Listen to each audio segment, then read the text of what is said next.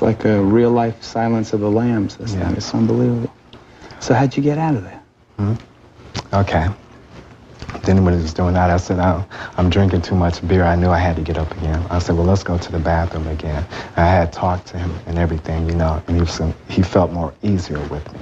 You know, but then he told me at a point, though, that either I would have to kill him or he would kill me, you know. Yeah, but it got to that point. I said, well, I'll take your pictures or what have you. I'll let you handcuff me. But first, let me go to the bathroom and get another beer. Okay, so he kind of guides me in there and leave me there this time with the door closed. And he's standing in the hallway like, yeah, so I walked there and then I said, give me a beer, okay? And so he kind of guides me over there. And then he had an air conditioner in the front living room, which the back room was really hot. I said, well, let's sit up here for a moment and get a breath of fresh air because it's really hot. Then I go and pose for you or what have you. So we sit on the sofa again, right? And he's sitting there in like a transcendent state, like rocking like some type of ritual or what have you, okay? And so at that point, I was contemplating then. I said, well, I'm gonna have to do something now. Either he's gonna kill me anyway, so I might as well at least die trying, okay? At least get out trying or whatever, because I wasn't gonna stand there. So he was just sitting there like I wasn't even there no more, in a transcendent state, just rocking and nodding, you know, and stuff like that. And then I said, well, I'm gonna go to the bathroom, and he didn't respond right at that moment, okay? So I stood up, right? And I hit him in the head, like he was sitting just the same exact place as you are. And he had his head like turned more to the side, like. So I hit him right here. Okay, so I hit him right here. And his head turned over, and as I was getting up, I kicked him in the face, because I guess he didn't know I had martial arts experience too. You know, from my brother and my father, which, you know, and everything like that. And then I ran towards the door. And I was trying, I guess God was with me because I didn't even know which lock to turn. Which of those 8 locks? Locks, and I had put my hand on the right lock. Only one was locked? That one, he had that one locked and one deadbolt lock, but you had your choice. And I made the right choice, so God had to be with me. As I was turning the door, I saw him swinging a blade at me, right about my head area. So I ducked and I spun and I hit him in the groin area. And then he kind of just like, it was like a glancing blow. It really didn't hurt him all that much. So he got up as I was turning the knobs to reach and grab my arm again, you know, and then I had to hit him again. And it just like, sit back and come back, you know, and told me that, you know. After he started grabbing me as I was going out the door. You pull yourself away. Right. You run down 1 flight of stairs. Right. You're in the streets. Right. You run into a cop car right away? Yeah, as soon as I get out. First, when I was running through the hall, I guess the people heard the struggle in the building. They asked me what was going on. I was so much in shock, I couldn't say anything.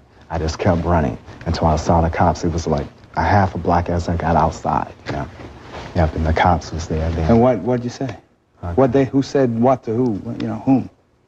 Okay, I stopped the cops. I came up to them. But should I have my attorney up here since cases is pending? Just introduce yourself. Yes, this is S.A. Salat. I'm the attorney representing Mr. Tracy Edwards in this action against the city of Milwaukee. At that point in time, when Tracy ran down the stairs, the officers were parked on the street. He sought their help. They denied him that help. They forced Mr. Edwards to walk back up to the apartment after ridiculing him, asking him, which one of us did you escape from? Because he had a handcuff on. What are you, some type of homosexual in this area?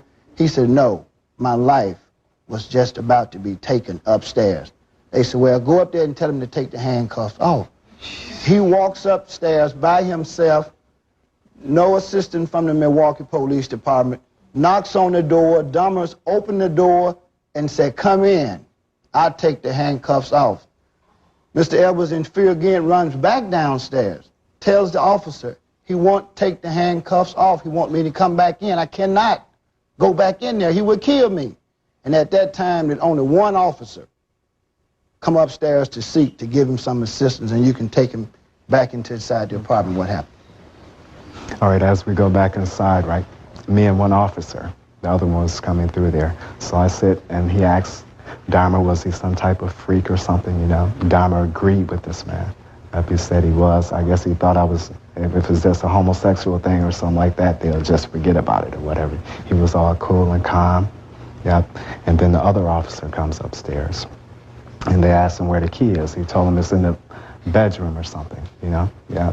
But he didn't want the officers to go in there. One was trying to go in. He went in the bedroom, and Dahmer got real violent and aggressive, you know? He turned back into the person I was telling him about, because at first the cops would not let me talk. They was telling me to shut up, you know, simple as that. I couldn't say anything, you know, until that point. And the officer one went in there, and the other one had to just grab Dahmer and throw him on the floor. And the other guy came out with pictures, you know, of the mutilated bodies. Yeah. And then they believed me. I told them where one knife was, because I had managed to slip one knife away from this guy. He had knives like strapped in all different areas of his body, you know. And I didn't know if he had a gun or not. I didn't know when to make the right move or anything of that nature. Did the cops check out the refrigerator? No, one officer opened the refrigerator and he threw up. He threw up. And I'm surprised I didn't throw up, you know. It's just like God was with me. I didn't have time for panicking. I was so fearful then. You're a lucky man. You know,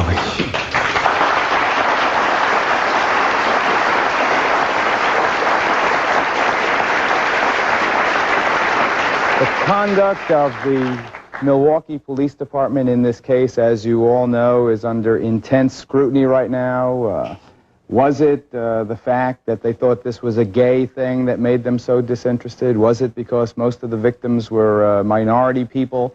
What was it that caused them to essentially downplay or ignore these cries for help? All that will be litigated and in court and in public hearings in the months and weeks to come. Our story, though, is not that story. Our story is the human aspect of this, and coming up, you'll meet more people whose lives were touched by Jeffrey Dahmer. Stay with us, please.